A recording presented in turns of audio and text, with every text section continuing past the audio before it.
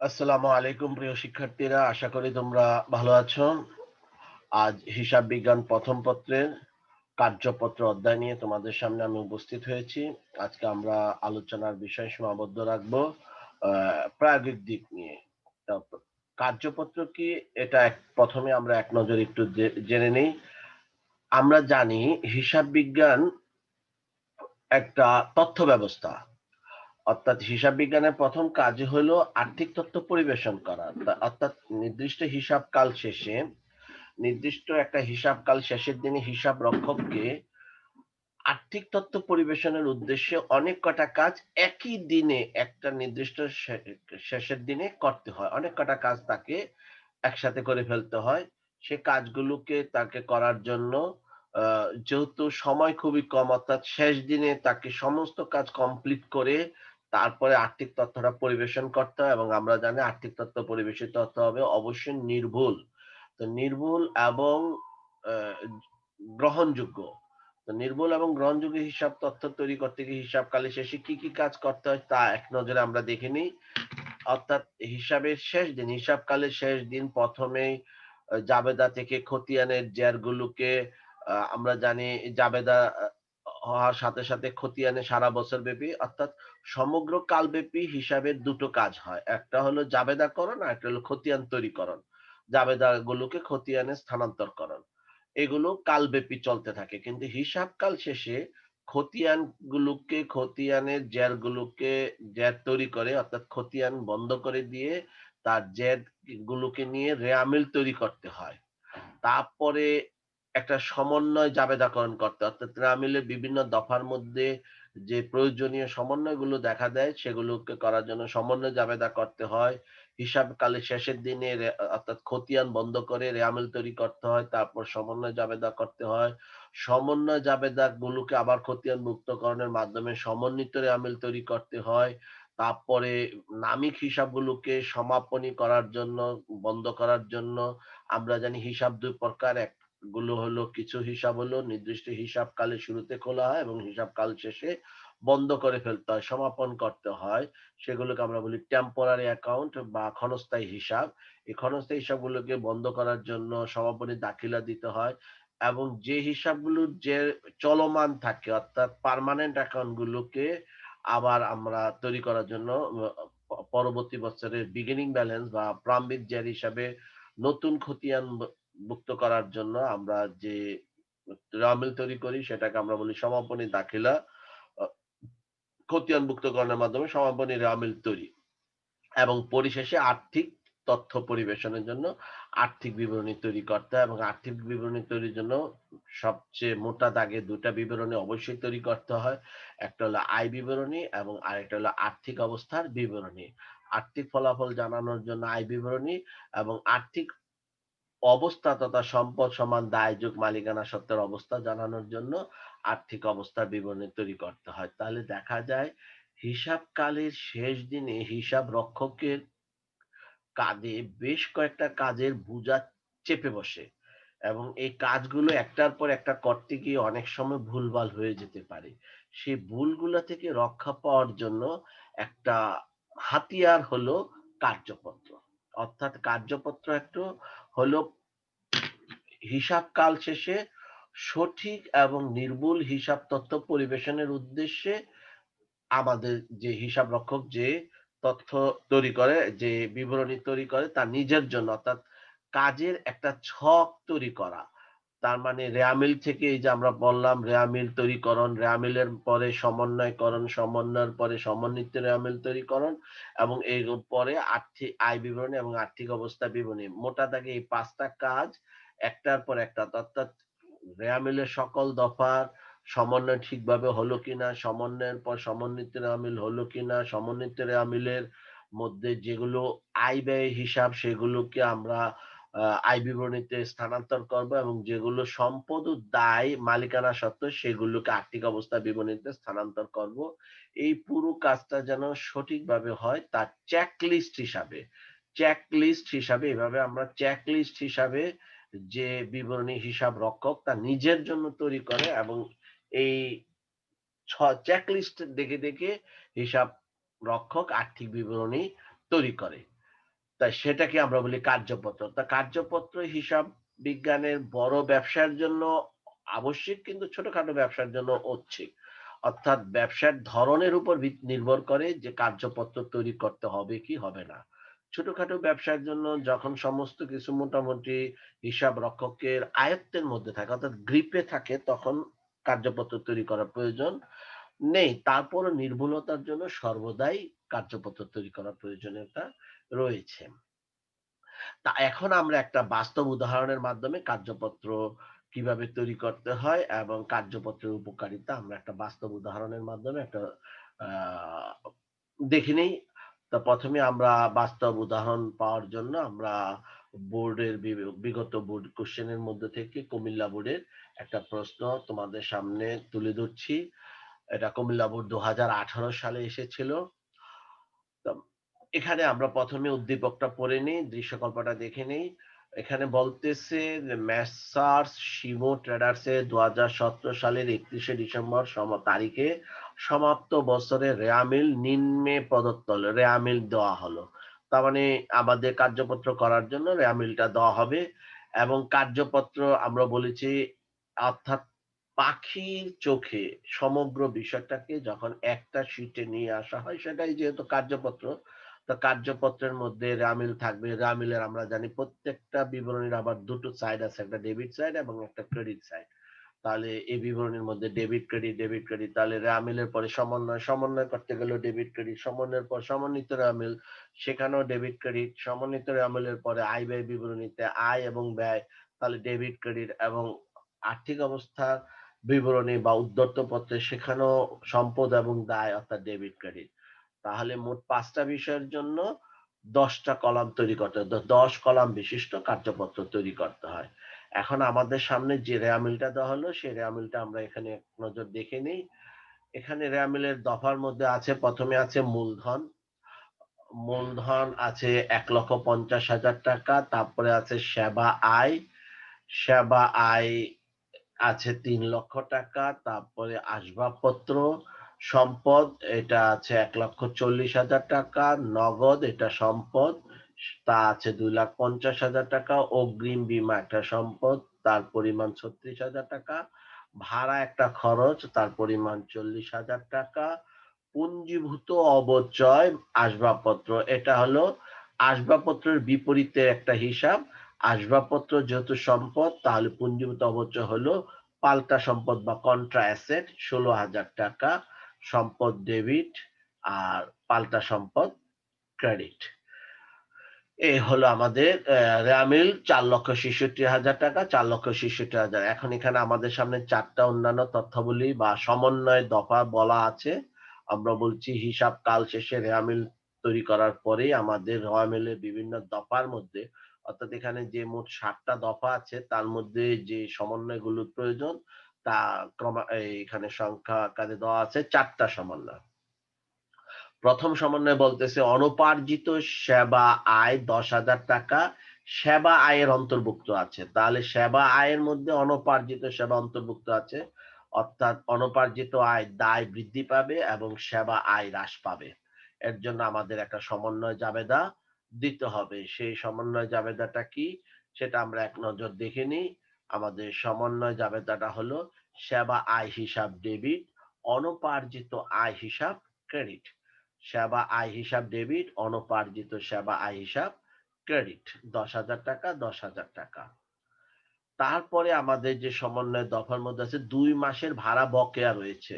অর্থাৎ রেয়া মিলের ভাড়া আছে ৳৪০,০০০। রেয়া মিলে যে ভাড়াটা দেওয়া আছে সেটা পরিমাণ দেখাচ্ছে ৳৪০,০০০। ৳৪০,০০০ আর সমন্বয় বলতেছে ২ মাসের ভাড়া বকেয়া রয়েছে। তাহলে পরিষ্কার বোঝা যাচ্ছে যে ২ মাসের বলতে আমাদের এখানে ১০ মাস তাহলে পরিশোধিত। ১০ মাসের ভাড়া যদি ৳৪০,০০০ হয় তাহলে প্রতি মাসের ভাড়া ৳৪,০০০। তাহলে ২ মাসের ভাড়া ৪ দুগুণে ৳৮,০০০ বকেয়া রয়েছে। এই ৳৮,০০০ র জন্য আমাদের একটা সমন্বয় জাবেদা দিতে হবে। এই ৳৮,০০০ র জন্য আমাদের ভাড়া খরচ বৃদ্ধি পাবে এবং প্রদেয় ভাড়া দায় বৃদ্ধি পাবে। তাহলে ভাড়া খরচ হিসাব ডেবিট, প্রদেয় ভাড়া হিসাব ক্রেডিট, দায় বৃদ্ধি পাবে। ৳৮,০০০, ৳৮,০০০। 3 নম্বর সমন্বয় যেটা বলতেছে 2018 সালের 31শে মার্চ পর্যন্ত 1 বছরের জন্য অগ্রিম বীমা প্রদত্ত হয়েছে। তাহলে 2018 সালের 31শে মার্চ পর্যন্ত 1 বছরের জন্য অগ্রিম বীমা প্রদত্ত হয়েছে। তো বীমা রেওয়ামিলে আছে অগ্রিম বীমা 36,000 যা 1 বছরের জন্য পরিশোধিত হয়েছে 2018 সালের 31শে মার্চ। আর আমরা দাঁড়িয়ে আছি এখন 2017 সালের 31শে ডিসেম্বর। অর্থাৎ আগামী ৩ মাসের ভাড়া বীমা তাহলে অলরেডি অগ্রিম পরিশোধিত অবস্থায় আছে। কিন্তু রেওয়ামিলে অগ্রিম বীমা দেখাচ্ছে 36,000। তার মধ্যে তাহলে 12 মাসের মধ্যে ৩ মাস এখনো অগ্রিম রয়েছে বিধায়, অনির্দিষ্ট রয়েছে বিধায় তাহলে চলতি হিসাবকালের ৯ মাসের বীমা খরচ হয়ে গেছে। তাহলে ৩৬,০০০ টাকা যদি হয় ১২ মাস বা ১ বছর তাহলে প্রতি মাসে পরে ৩ ভারত ৩৬ তাহলে ৩,০০০ টাকা। তাহলে ৩ মাসের বীমা এখনো অগ্রিম রয়েছে। আর ৯ মাসের বীমা খরচ হয়ে গেছে। তাহলে ৯ মাসে ৩ নং ২৭,০০০ টাকা বীমা আর অগ্রিম নেই। তা নিঃশেষিত বা খরচ হয়েছে। তাহলে নিঃশেষিত বা খরচ হয়ে গেছে যে ২৭,০০০ টাকা তার জন্য আমাদের একটা সমন্বয় জাবেদার প্রয়োজন। বীমা খরচ হিসাব ডেবিট ২৭,০০০ এবং অগ্রিম বীমা সম্পদ ৯ মাস হ্রাস পেয়েছে ২৭,০০০ টাকা। তাহলে বীমা খরচ হিসাব ডেবিট ২৭,০০০, অগ্রিম বীমা হিসাব ক্রেডিট ২৭,০০০ টাকা। এই হলো আমাদের ৩য় সমন্বয় দফার জাবেদা।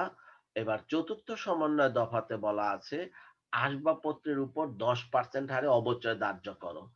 ১০% অবচয় ধার্য করো, এটা কি আমরা সরল রৈখিক পদ্ধতিতে করব নাকি ক্রমহ্রাসমান জেল পদ্ধতিতে করব কিছু বলা না থাকলে আমরা সরল রৈখিক পদ্ধতিতেই সাধারণত অবচয় ধার্য করে দেব।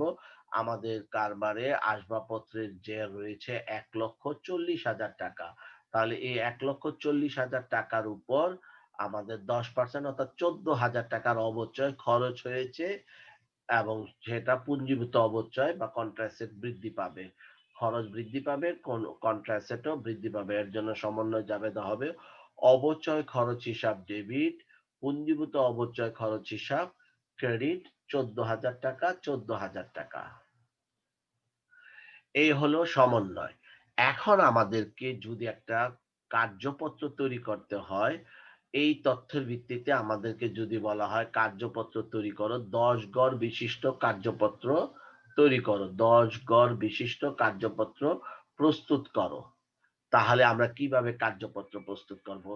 আসো আমরা এক নজর খুব দ্রুত কার্যপত্র কিভাবে তৈরি করতে হয় তা এক নজর দেখে নিই। ১ম এ আমাদের কার্যপত্র তৈরি করতে গেলে আমাদের ১ম যে কাজটা করতে হয় তা হলো গড় অঙ্কন করা। ১০ গড় বিশিষ্ট গড় অঙ্কন করা। ডান দিক থেকে আমরা বারবার বলেছি ডান দিক থেকে ১ স্কেল, ১ স্কেল, ১ স্কেল, ১ স্কেল করে এভাবে ১ স্কেল, ১ স্কেল করে মোট ১০ টা গড় আঁকতে হবে। ১ স্কেল, ১ স্কেল করে আমাদেরকে ১০ টা গড় এ আঁকতে হবে। এইভাবে আমরা ১০ টা ঘর আসবে ৫ টা মেইন কলামের অধীনে। ৫ টা মেইন কলামের অধীনে ১০ টা ঘর আঁকতে হবে।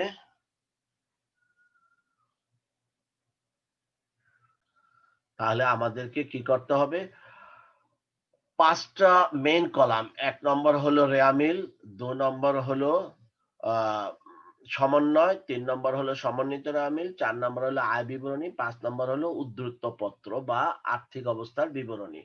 রেয়ামিলের অধীনে ডেবিট, ক্রেডিট, সমন্বয়ের অধীনে ডেবিট, ক্রেডিট, সমন্বিত রেয়ামিলের অধীনে ডেবিট, ক্রেডিট, আয় বিবরণীর অধীনে ডেবিট, ক্রেডিট এবং উদ্ধৃত পত্রের অধীনে যেহেতু কার্যপত্র বাহিরে কোথাও যায় না, তাই শুধুমাত্র হিসাব রক্ষকের নিকট থাকে, তাহলে উদ্ধৃত পত্রে আমরা সম্পদ, দায় এগুলো না লিখে আমরা সম্পদ, ডেবিট এবং ক্রেডিট ওইভাবেই লিখবো। অর্থাৎ খতিয়ানের দফাগুলো যে অবস্থায় থাকে সেভাবেই লিখবো। যেহেতু কার্যপত্র একটা হিসাব রক্ষকের একান্ত কার্যপত্র কখনোই পরিবেশিত হয় না। এটা হিসাব রক্ষকের নিকট তার চেকলিস্ট হিসাবে কাজ করে যেন পরিবেশনে কোথাও কোনো ভুলভ্রান্তি হলো কিনা তা চট করে দেখে নেওয়া যায় এক নজরে। তাই কার্যপত্র হিসাব রক্ষকের জন্য অপরিহার্য একটা হাতিয়ার। কার্যপত্র একটা হাতিয়ার। হিসাব তথ্য নির্ভুলভাবে পরিবেশনের হাতিয়ারের আরেক নাম কার্যপত্র। তাহলে কার্যপত্রের গড় আমরা এইভাবে এঁকে নেব। আমরা দেখলাম কার্যপত্র প্রথমে প্রতিষ্ঠানের নাম লিখতে হবে শিমু ট্রেডার্স, আমাদের আলোচ্য উদ্দীপকে শিমু ট্রেডার্স। তারপরে আমাদের কার্যপত্র, এবং এটা তৈরি হচ্ছে 31 ডিসেম্বর 2017 তারিখে সমাপ্ত হিসাবকালের জন্য। এভাবে রেয়ামিলে গড় আঁকার পরে এবার প্রশ্ন থেকে আমাদের পরের কাজ হলো প্রশ্ন থেকে সম্পূর্ণ রেয়ামিলটা তুলে ফেলা। অর্থাৎ নগদ 2.5 লক্ষ টাকা যেভাবে প্রশ্নে উল্লেখ আছে সেভাবে নগদ 2.5 লক্ষ টাকা, অগ্রিম বীমা 36,000 টাকা, আসবাবপত্র 1,40,000 টাকা, পুঞ্জীভূত অবচয় 16,000 টাকা, মূলধন 1,50,000 টাকা, সেবা আয় 3 লক্ষ টাকা, ভাড়া ডেবিটে 40,000 টাকা, মোট 4,66,000, 4,66,000 এটা আমরা তুলে ফেললাম। তাহলে প্রথম ধাপ হলো রেয়ামিলের কার্যপত্রের গড় আঁকা। কার্যপত্রের গড়ে রেয়ামিল কলাম মেইন কলাম 5টা এবং সাব কলাম প্রত্যেকটার অধীনে 2টা করে, মোট 10টা। তাহলে প্রথম কাজ হলো প্রশ্ন থেকে রেয়ামিলটা তোলা। দ্বিতীয় কাজ হলো এবার সমন্বয় দফাগুলো সমন্বয়ের কলামের মধ্যে সন্নিবেশিত করা। কিভাবে সন্নিবেশিত করব আমরা এটা একটু দেখে নেই। প্রথমে আমরা এখানের মধ্যে আমরা দেখতেছি যে আমাদের প্রথম সমন্বয় ছিল অনুপার্জিত, আমাদের ওই সেবা আয়ের মধ্যে 10,000 টাকা অনুপার্জিত রয়েছে। তার জন্য আমরা সেবা আয় হিসাব ডেবিট, এটা যেহেতু প্রথম সমন্বয় তাই এখানে আমরা লিখে দেব প্রথম সমন্বয় এখানে যে 1 নম্বর, এবং অনুপার্জিত সেবা আয় নামে একটা নতুন দফা পেলাম। তাই হিসাব শিরোনামের নিচে আমরা একটা নতুন দফা খুলব, অনুপার্জিত সেবা আয়। এই অনুপার্জিত সেবা আয় নতুন দফা খুলব। খুলে আমরা এই বরাবর সমন্বয় ক্রেডিটে লিখব অনুপার্জিত সেবা আয় 10,000 টাকা ক্রেডিট। তাহলে কি দাঁড়ালো, ওই সমন্বয় জাবেদাটা এখানে আমরা তুলে দিলাম। প্রথম সমন্বয় 1 নম্বর ব্রেকেটে লিখলাম, 1 নম্বর লিখে 10,000 টাকা সেবা আয় হিসাব ডেবিট অনুপার্জিত সেবা আয় নামে একটা নতুন দফা পেলাম, সেটা আমরা নিচে লিখলাম, দফাটা একটা লাইনে লিখলাম, সারিতে লিখে ওই বরাবর লিখলাম 10,000 টাকা ক্রেডিট। দ্বিতীয় সমন্বয় জাবেদাটা ছিল, আমাদের দ্বিতীয় যে সমন্বয় জাবেদাটা ছিল সেটা হলো ভাড়া খরচ বকেয়া রয়েছে 2 মাসে, 2 মাসে 8,000 টাকা। তাই ভাড়া খরচ বৃদ্ধি পাবে। তাই আমরা বলেছি তাহলে ভাড়া খরচ বৃদ্ধি পাবে 8,000 টাকা, এবং প্রদেয় ভাড়া হিসাব বৃদ্ধি পাবে 8,000 টাকা।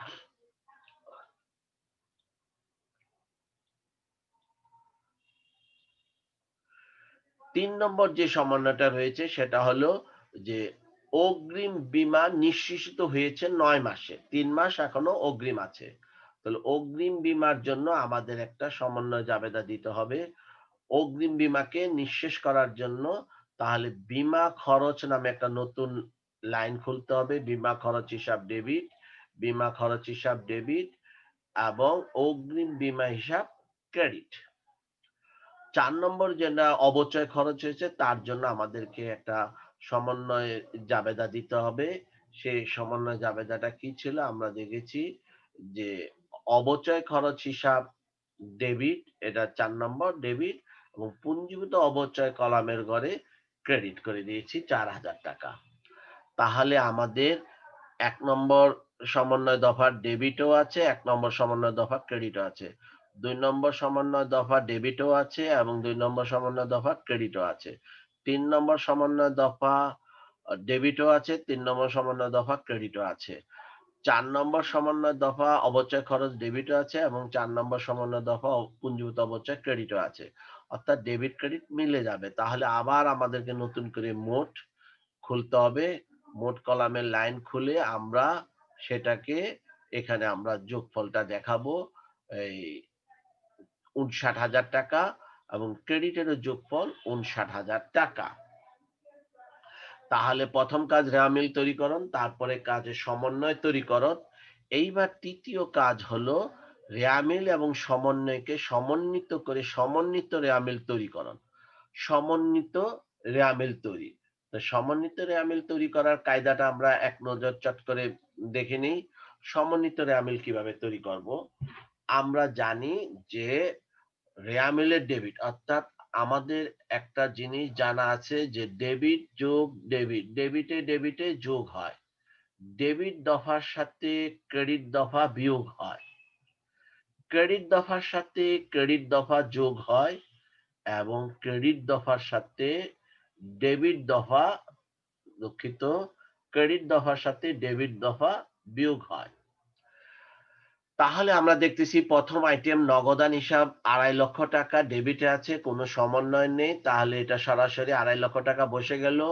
দ্বিতীয় দফা অগ্রিম বীমা ৩৬,০০০ টাকা ডেবিটে আছে, সমন্বয় হয়েছে ক্রেডিট, তাহলে ডেবিটে ক্রেডিটে বিয়োগ হবে, ৩৬,০০০ থেকে ২৭,০০০ বিয়োগ হয়ে অর্থাৎ অগ্রিম আছে ৯,০০০ টাকা, ৩ মাসের অগ্রিম ৯,০০০, ৩,০০০ টাকা হারে ৩ মাসে ৩ তারিখে ৯,০০০ টাকা।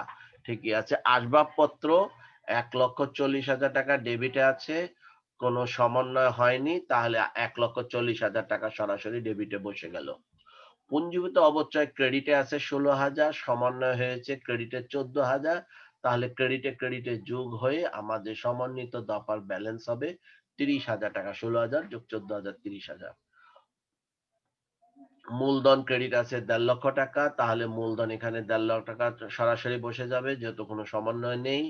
সেবা আয় ক্রেডিটে ৩ লক্ষ টাকা, ডেবিট হয়েছে ১০,০০০ টাকা, তাহলে ক্রেডিটে ডেবিটে বিয়োগ হয়ে দফাটা ক্রেডিটে বসবে ২,৯০,০০০ টাকা। ভাড়া খরচ ডেবিটে ৪০,০০০ টাকা এবং সমন্বয়ে ডেবিট হয়েছে ৮,০০০ টাকা, তাহলে ডেবিটে ডেবিটে যোগ হয়ে সমন্বয় দরে আমিলে বসবে ৪৮,০০০ টাকা। অনুপার্জিত সেবা আয় এটা ক্রেডিট, সরাসরি ক্রেডিটে বসে গেল। প্রদেয় ভাড়া সমন্বয় আছে ৮,০০০ ক্রেডিট, তাহলে এটা ক্রেডিটে বসে গেল। বীমা খরচ ডেবিট, এটা ডেবিটে বসে গেল। অবচয় খরচ আসবাবপত্র ডেবিট, এটা ডেবিটে বসে গেল সমন্বিত আমিলে। তাহলে এইবার সমন্বিত আমিলে দেখা যায় যে দফাগুলো আছে তা সমন্বিত, অর্থাৎ যা পরিবেশনযোগ্য। তাহলে শুধু সমন্বয়ের পূর্বে যে আমিল সেটা অসমন্বিত আমিল, যা কখনোই পরিবেশন করা সম্ভব নয়। সমন্বয় সাধনের পরে যে সমন্বিত আমিল পাবো সেটাই আমরা পরিবেশন করতে পারবো। তো পরিবেশিত দফার মধ্যে সবচেয়ে গুরুত্বপূর্ণ দফা হলো, একটা হলো আয় বিবরণী, আর একটা হলো উদ্ধর্ত পত্র বা আর্থিক অবস্থার বিবরণী। উদ্ধর্ত পত্র না বলে আমরা এটাকে আর্থিক অবস্থাও বলতে পারি, আর্থিক অবস্থা বিবরণীও বলতে পারি। এবার আসা যাক তাহলে আমাদের এই সমন্বিত আমিলের কোন কোন দফাগুলো আয় বিবরণীতে যাবে এবং কোন কোন দফাগুলো উদ্ধর্ত পত্রে যাবে। তাহলে আমাদের আবার এক নজর দেখে নিই। প্রথমে তৈরি করেছিলাম কার্যপত্রে গ রেখেছি, তারপরে আমরা রেয়ামিল তৈরি করেছি, তারপর আমরা সমন্বয় তৈরি করেছি, এরপরে আমরা সমন্বিত রেয়ামিল তৈরি করেছি। তার মানে ৩টা দফা, ৪টা দফার কাজ আমাদের শেষ হয়ে গেল। এবার পঞ্চম দফাতে হলো সমন্বিত আমিলের আইটেম গুলোকে স্থানান্তর করা। কিভাবে স্থানান্তর করব আমরা এক নজর দেখে নিই। সমন্বয় করার জন্য প্রথমে আমাদেরকে যে কাজটা করতে হবে, আমরা জানি আয় বিবরণীতে বসবে সমন্বিত আমিলের দফাগুলোকে দুটা ভাগে আমরা ভাগ করি। একগুলো কিছু হলো ক্ষণস্থায়ী হিসাব, যেগুলো সংশ্লিষ্ট হিসাবকালে শেষ হয়ে যাবে। ক্ষণস্থায়ী হিসাব দফাগুলো, ক্ষণস্থায়ী হিসাব দফা, আর একটা হলো স্থায়ী হিসাব দফা বা চলমান হিসাব দফা, অর্থাৎ স্থায়ী বা চলমান দফা। যে হিসাব দফাগুলো ক্ষণস্থায়ী অর্থাৎ চলতি কালের জন্য, সেগুলো আয় বিবরণীতে বসবে, এবং যে দফাগুলো স্থায়ী বা চলমান সেগুলো উদ্ধর্ত পত্রে বসবে। ব্যালেন্স শিট ইংরেজিতে, এই জন্য এটাকে ব্যালেন্স শিট বলা হয়, অর্থাৎ চলমান শিট, ব্যালেন্স শিটে। তাহলে ক্ষণস্থায়ী বলতে আমরা বুঝি আয় এবং ব্যয়, যে দফাগুলো ক্ষণস্থায়ী অর্থাৎ চলতি হিসাবকালের আয় ব্যয়গুলো চলতি হিসাবকালের জন্যই, পরবর্তী হিসাবকালের আয় ব্যয় পরবর্তী হিসাবকালের জন্য, হিসাব নীতিমালায় তাই বলে। তাহলে যাবতীয় আয় এবং খরচের দফাগুলো আয় বিবরণীতে বসবে। সম্পদ এবং দায়ের দফাগুলো, তাহলে ক্ষণস্থায়ী দফা হলো দুটা, একটা হলো আয় হিসাব আর একটা হলো খরচ বা ব্যয় হিসাব। স্থায়ী বা চলমান দফা হলো তিনটা, একটা হলো সম্পদ, সম্পদ চলমান বা স্থায়ী, চলতেই থাকবে, এই দফাগুলো কখনো বন্ধ হবে না, জের চলতেই থাকবে, চলমান দফার জের। আরেকটা হলো দায়, এবং আরেকটা হলো মালিকানা সত্ত্ব। এই মালিকানা সত্ত্বের মধ্যে আবার দুটো আছে, একটা হলো মূলধন আর একটা হলো উত্তোলন। তাহলে আমরা পেলাম সর্বমোট 4টা দফা স্থায়ী বা চলমান: সম্পদ হিসাব, দায় হিসাব, মূলধন হিসাব এবং উত্তোলন হিসাব। যাবতীয় সম্পদ উদ্ধৃত পত্রে যাবে, যাবতীয় দায় উদ্ধৃত পত্রে যাবে, মূলধন উদ্ধৃত পত্রে যাবে, উত্তোলন উদ্ধৃত পত্রে যাবে। আর অন্যদিকে আর বাকি যা আছে অর্থাৎ আয় এবং ব্যয় আয় বিবরণীতে যাবে। তাহলে এখানের মধ্যে আমরা দেখতেছি প্রথম দফা হলো নগদ। তাহলে নগদ একটা সম্পদ, তাহলে এটা উদ্ধৃত পত্রে যাবে 2.5 লক্ষ টাকা। অগ্রিম বীমা সম্পদ, তাহলে এটা উদ্ধৃত পত্রে যাবে 9,000 টাকা।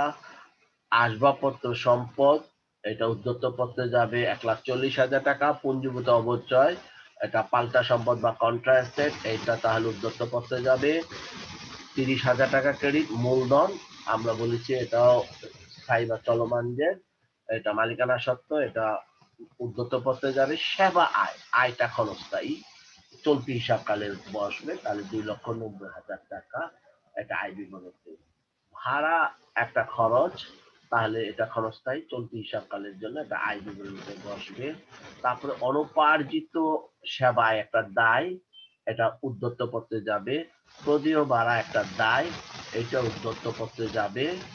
বীমা খরচ, এটা ক্ষণস্থায়ী, তাহলে এটা যাবে আয় বিবরণীতে। অবচয় খরচ, এটা একটা ক্ষণস্থায়ী হিসাব, অর্থাৎ চলতি হিসাবকালে বসবে, অর্থাৎ তাহলে এটা আয় বিবরণীতে বসবে। যে দফাগুলো, অর্থাৎ রেয়ামিলের যে দফাগুলো, হিসাব দফাগুলো ক্ষণস্থায়ী, চলতি হিসাবকালেই এগুলোকে বন্ধ করে ফেলতে হয় সমাপনী দাখিলার মাধ্যমে, সেগুলো আয় বিবরণীতে যাবে। এবং যার জের আগামী বছরে প্রারম্ভিক জের হিসাবে যাবে, অর্থাৎ চলমান থাকবে, সেগুলোকে আমরা নিয়ে যাবো উদ্ধৃত পত্রে। তাহলে আমরা এখানে পেলাম আয় বিবরণীতে ডেবিটের কলামে অর্থাৎ মোট খরচ, তাহলে আমাদের আয় বিবরণী ডেবিট বলতে বুঝবো আমাদের মোট খরচ। তাহলে মোট খরচ বা মোট ব্যয় 89,000 টাকা এবং মোট আয় হয়েছে 2,90,000 টাকা। তো ব্যয়ের তুলনায় আয়ের আধিক্য বেশি। আর অন্যদিকে উদ্ধৃত পত্রে মোট সম্পদ আমরা স্থানান্তর করেছি 3,99,000 টাকা, এবং মোট দায় ও মালিকানা সত্ত্ব আমরা স্থানান্তর করেছি 1,98,000 টাকা। এখানে একটা খেয়াল করি, আমরা সমন্বয় মিলে গিয়েছে, ডাবল আন্ডারলাইন ক্লোজ দিয়েছি। খেয়াল করি, সমন্বয় মিলে গেছে, ডাবল আন্ডারলাইন ক্লোজ দিয়েছি। সমন্বিত রেয়ামিলও মিলে গিয়েছে, আমরা ডাবল আন্ডারলাইন দিয়ে ক্লোজ করেছি। তাহলে ডাবল আন্ডারলাইন কখন দেব? যখন মিলে যাবে। রেয়ামিলও মিলে গিয়েছে, তাই ডাবল আন্ডারলাইন দিয়ে ক্লোজ করে দিয়েছি। কিন্তু এখানে আয় বিবরণীর যোগফল মিলেনি, তাই আমরা মোট বরাবর কলামে দেখো এটা মিলে নাই, তাই আমরা ডাবল আন্ডারলাইন দেইনি। অর্থাৎ এখানে আরো কিছু কাজ বাকি আছে। তাহলে আয় এবং ব্যয়ের পার্থক্যকে আমরা বলি কারবারের লাভ বা ক্ষতি। তাহলে এই সর্বশেষ কাজ হলো লাভ বা ক্ষতি নির্ণয় করা। তাহলে সেই কাজটা আমরা করব আমাদের সর্বশেষ ধাপে, লাভ ক্ষতি নির্ণয় করা। তাহলে লাভ ক্ষতি নির্ণয় করতে গিয়ে আমরা এখানে দেখতেছি যে আমাদের কারবারের মোট আয়ের পরিমাণ 89,000 টাকা, মোট খরচ, মোট খরচের পরিমাণ 89,000 টাকা, মোট আয়ের পরিমাণ 2,90,000 টাকা। তাহলে আয়ের তুলনায় খরচের পরিমাণ কম, তাহলে পার্থক্যটা যোগফল মিলানোর জন্য, অর্থাৎ উভয় দিকের যোগফল মিলানোর জন্য, তাহলে এখানে ঘাটতি 2,01,000 টাকা। তাহলে এটা আয়ের তুলনায় ব্যয় যেহেতু কম, তাহলে আয় বেশি হলে সেটাকে আমরা বলবো নিট মুনাফা। নিট মুনাফা। আর যদি উল্টাটা হতো, অর্থাৎ ডেবিট বড় হতো, ক্রেডিট কম হতো, তাহলে খরচের তুলনায় আয় কম হতো, তাহলে আমরা যোগফল মিলানোর জন্য তখন বলতাম নিট ক্ষতি। এখন আয়ের উপরে মালিকানা সত্ত্ব, অর্থাৎ আয়ের কারণে মালিকানা সত্ত্ব বৃদ্ধি পায়, আর মালিকানা সত্ত্ব বৃদ্ধি পেলে এটা দায় বা ক্রেডিট, তাহলে এটা ডেবিট দিকে বসবে এবং এটা ক্রেডিট দিকে বসবে। এইবার দেখো উভয় দিক সব কটার মিলে গিয়েছে, অর্থাৎ আয়ের ডেবিটের যোগফল 2,90,000, আয়ের ক্রেডিটের যোগফল 2,90,000। তাহলে এবার ডাবল আন্ডারলাইন ক্লোজ করতে যায়, যখনই মিলে যাবে উভয় পক্ষ তখনই আমরা ক্লোজ করে ফেলবো। এরপরে এখন উদ্যত্ত পত্রের যোগফল ডেবিটে আগে ছিল ৩,৯৯,০০০ টাকা, ওই যে ৩,৯৯,০০০ টাকা, ৩,৯৯,০০০ টাকা। নিট মুনাফা দায় অর্থাৎ মালিকানা সত্ত্ব বৃদ্ধি পেয়েছে, এটা যখন ক্রেডিটে বসিয়েছি তখন ক্রেডিট দিকের যোগফল মিলে গিয়েছে। অর্থাৎ রেয়ামিল যখন আমরা এক নজর সম্পূর্ণ রেয়ামিলটা দেখবো তখন দেখবো যে সব মিলে গিয়েছে। এই নামে হলো ১০ কলাম বিশিষ্ট কার্যপত্র।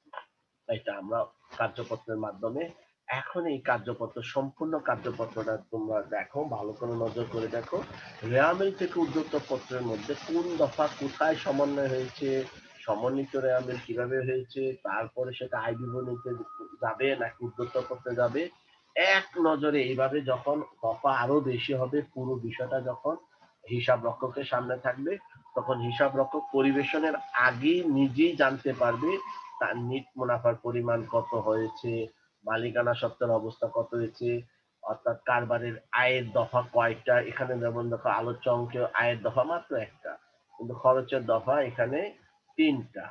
এই দফাগুলো কিভাবে পরিবেশন করতে হবে তখন হিসাব রক্ষক চটচট করে বুঝে যায়। তা কার্যপত্রে হিসাব রক্ষকের হিসাব তথ্য পরিবেশনের কাজকে সহজ করে। আমরা এতক্ষণের আলোচনায় বুঝতে পারলাম যে আমাদের হিসাব রক্ষকের কাজকে সহজ করার জন্য, হিসাব তথ্য পরিবেশনের কাজটাকে সহজ করার জন্য কার্যপত্র তৈরি করতে পারে। আমরা ভবিষ্যতে আরো কয়েকটা উদাহরণের মাধ্যমে আলোচনা অব্যাহত রাখবো। আজকের মতো আলোচনা এখানেই মুলতবি করছি। যদি কোনো প্রশ্ন থাকে, আরো কিছু জানার ইচ্ছা থাকে, আলোচনার মধ্যে কোথাও যদি কোনো ভুল ত্রুটি হয়ে থাকে, আমি অবশ্যই তোমাদের কাছ থেকে মতামত আশা করছি। তোমরা ভালো থাকো, সুখে থাকো, এবং যে কোনো ধরনের সমস্যা বা মতামত তোমরা আমাকে লিখে জানাও, আমি অত্যন্ত খুশি হব। তোমাদের সবার মঙ্গল কামনা করছি। আসসালামু আলাইকুম। আল্লাহ